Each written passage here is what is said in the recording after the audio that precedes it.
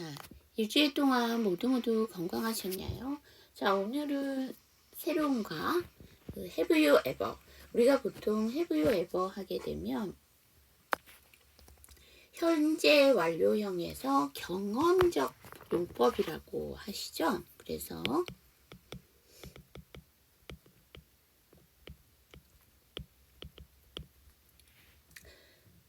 뭐뭐 한 적이 있나, 뭐 이 정도가 되죠?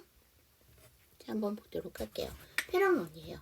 패러논은 지금 제목과 똑같이 Have you ever 블라블라가 되는 거죠. 그래서 Have you ever loved someone이에요. 누군가를 사랑해 본 적이 있나요? 라는 얘기인데 여기 someone이라는 단어 볼게요. 그 전에 love라는 단어는 규칙 변화를 하니까 ed를 붙여주시면 되고요. 우리 someone과 somebody를 한번 보도록 할게요.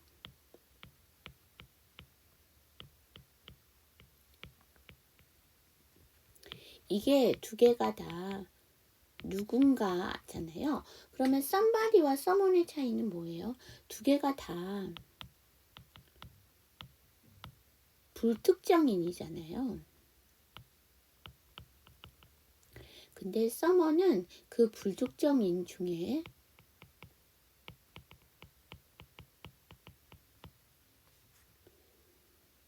구체적으로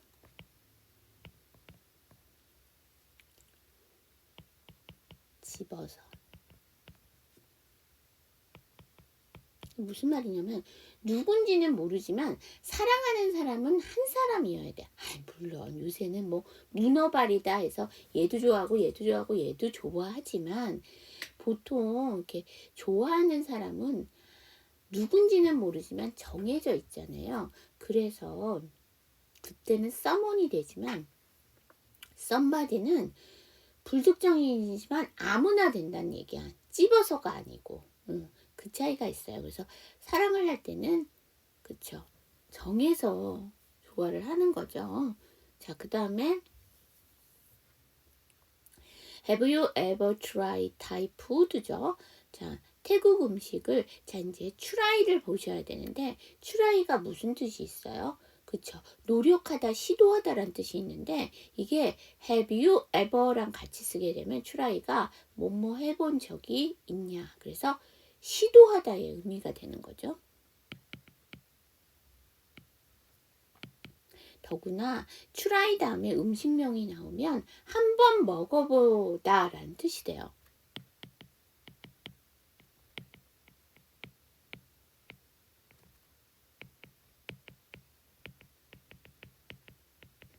그래서 타이 음식을, 즉 태국 음식을 먹어본 적 있어? Have you ever been here before? 자, 이제 이걸 보셔야 되는데 가본 적이 있다라고 얘기를 하면 우리가 가본 적이니까 이게 현재 완료를 써야 되잖아요. have been을 쓰셔야 돼요. 왜냐하면 가본 적이 있다라고 해서 have gone을 써야 되지 않느냐라는 생각을 하시는데요.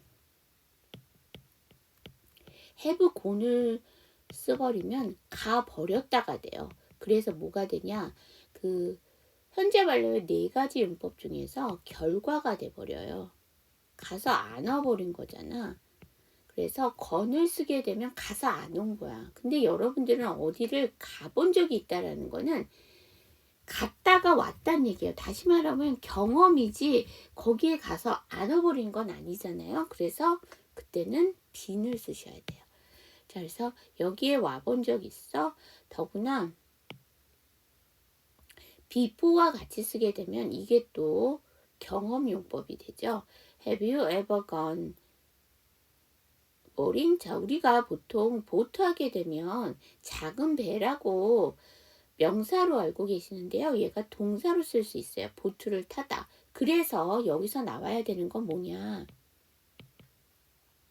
고 플러스 동사 원형의 ing. 이거 무슨 뜻이에요? 동사하러 가다.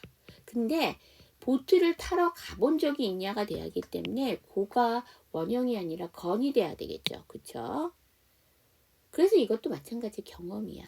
Have you ever heard of such a thing? Such a thing 그러면 이 같은 일이에요. 이 같은 일을 들어본 적이 있어? 라는 얘기죠. 자, 여기 저랑 같이 한번 연습해봐요. Have you ever loved someone? Have you ever tried Thai food? Have you ever been here before? Have you ever gone bowling? Have you ever heard of such a thing? 자, 여러분 여기 보시면 첫 번째 문장. 자, ed 발음이죠. 규칙 번화죠. 이거 정확하게 안 하셔도 되고요. 뒤에가 someone이라는 자음이기 때문에 하지 않으셔도 돼요. I'm sorry. 자, 그 다음에 try예요. try는 tr 사운드죠. 자, 그래서 그래서 try.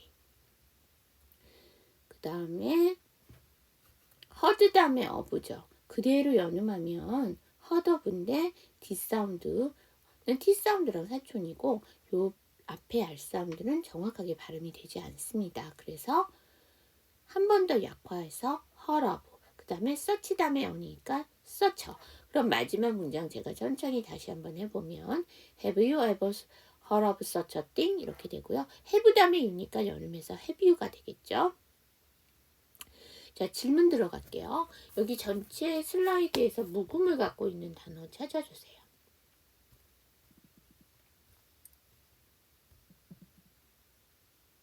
그렇죠. 여기 타이에서 th에서 h가 묵음이에요. 이게 발음이 나게 되면 다이푸드 이렇게 발음이 나거나 아니면 나이푸드 이렇게 발음이 나야 되잖아요. 근데 이거 타이푸드라고 하죠. 그래서 h가 묵음이에요. 자, 한 문장 더 남았습니다. Have you ever asked for her phone number가 되죠. 자, 여기서 보시면 ask 묻다죠. 그럼 너 물어본 적 있어? 그녀의 전화번호를. 근데 여기서 전화번호는 보통 그쵸, 휴대전화겠죠. 근데 보통 우리 휴대전화는 셀폰, 셀룰라폰, 모바일폰 이렇게 하는데 원래 그게 맞아요. 근데 옛날에 우리가 폰 하게 되면 보통 유선전화를 얘기를 했죠. 근데 요새 유선전화 사무실 아닌 경우에는 개인은 쓰지 않아요. 그래서 굳이 앞에 뭐 셀룰라폰이나 폰이나 이런 말 쓰지 않고 그냥 폰 넘버 하면 휴대전화번호가 됩니다. 자, 그래서 그녀의 전화번호를 물어본 적이 있어? 이렇게 되죠. 자, 여기 저랑 같이 한번 연습해봐요. Have you ever asked for a phone number? 자, 그 다음 여기 ask가 규칙 변화죠. 이건 정확하게 안 하셔도 돼요. 더구나 뒤에가 for라는 자음이죠. 그 다음 이 for가 단독으로 발음을 할 때는요. R 사운드를 정확하게 발음을 하지 않아요. 그런데 뭐가 있냐면 뒤에 모음으로 시작하면 그 연음이 되면서 R 사운드가 살아요. 그래서 여기 보면 허가 나왔죠. 이 허는 뭐예요? 소유격 대명사죠. 소유격 대명사는 문장 성분상 강세를 못 받아요. 더구나 뭘로 시작해요? 약한 철자의 H로 시작을 하죠. 그래서 요거 같은 경우에는 좀 쉽게 발음하기 위해서 H 발음을 하지 않고 앞에 있던 R 발음을 뒤로 넘겨서 for a phone number 이렇게 해주시면 훨씬 더 편하시죠. 그 다음에 이 phone에서 PH는 합쳐 발음 나고요. F 발음이죠. 발음 빠져야 돼요. 자, parent 2 보도록 할게요. parent는 parent 1과 다른 것이 에버가 빠진 거죠. 그래서 에버가 빠져도 뭐 해본 적이 있냐가 되실 수도 있고요. 또 에버가 보통 빠지게 되면 그냥 현재 완료가 되기 때문에 어떤 경험을 물어보는 건 아니죠. 한번 볼게요.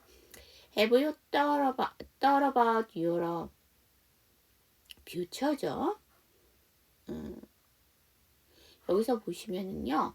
thought가 나왔는데 thought는 원형이 아니죠. 그죠? think의 과거형, 과거 분사형이죠. 여기선 과거 분사형이겠죠. 그래서 근데 그러면 생각해 본 적이 있니? About your future. 너의 미래에 대해서. 그쵸? Have you finished your homework yet인데, 자, 여러분, 여기 보시면 yet이 나왔어요. yet은요, 문장의 종류에 따라서 그 뜻이 달라지죠. 의문문에 나오게 되면 벌써, 부정문에 나오게 되면 아직 이란 뜻이 되죠. 자, 근데 이거는 의문문이니까, 물론 현재 완료가 들어가는 의문문이라도 의문문이니까 벌써죠. 그래서 너의 숙제를 벌써 마쳤어? 정도 되시면 되겠죠. finish는 마찬가지로 규칙 변화합니다. Have you eaten all the ice cream? 모든 아이스크림을 먹었어? 라는 얘기죠. 자, 일은 하게 되면 이세 과거분사. Have you tried calling her home number? 자, 그녀 집전화 번호로 전화한 적이 있어가 되는 거죠. 여기서도 try는 노력하다가 뜻이 아니고 시도하다가 되겠죠. 자, 그 다음에 여기서 home number가 나왔어요. 집 번호인데 왜 집 번호를 house number를 쓰지 않고 home number를 썼을까요? 여러분, house number 되면 뭐가 되냐면 집의 주소가 될 수 있어요. 우리가 주소에는 번호가 들어가잖아요. 몇 번지. 그래서 하우스가 들어가면 건물이 되고 홈이 되면 가정이 되잖아요. 그럼 그녀는 건물에 사는 게 아니라 가정에 살게 되잖아. 자기 집이니까. 그래서 그때는 홈 넘버라고 해야 되겠죠. 그래서 그녀 집 번호로 전화한 적이 있어? 라는 얘기죠. 여기 저랑 같이 한번 연습해 보도록 할게요. Have you thought about your future? Have you finished your homework yet? Have you eaten all the ice cream? Have you tried calling her home number? 자, 다음에 about이죠. 연음시켜 버릴게요. 왜냐면 T 사운드, 왜냐면 여기서 GH가 묵음이잖아요. 그쵸? 여기 또 묵음을 갖고 있는 단어가 있었어. 우리 앞에서는 타이에서 H였지만 여기서는 GH죠. 그래서 T 사운드가 몸과 몸 사이 약화가 돼요. 그래서 thought about. 그러고 왔더니 뒤에 you어야. 그럼 다시 T를 넘겨줘. 그래서 thought about your future. 이렇게 되겠죠. 자, 두 번째 문장에서 finish에서 ed 발음 정확하게 안 하셔도 돼요. 그런데 뒤에가 you가 나왔으니까 T를 넘기는 방법이 있어요. finish your. 이렇게 해주시면 되고요.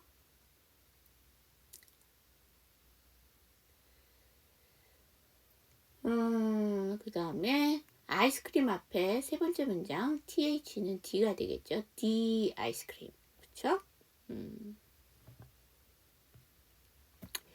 자, have you signed the contract? contract 하게 되면 계약서죠. 그 다음에 sign은 자, 명사로 쓰이면 표지, 표식 이란 뜻이 되고요.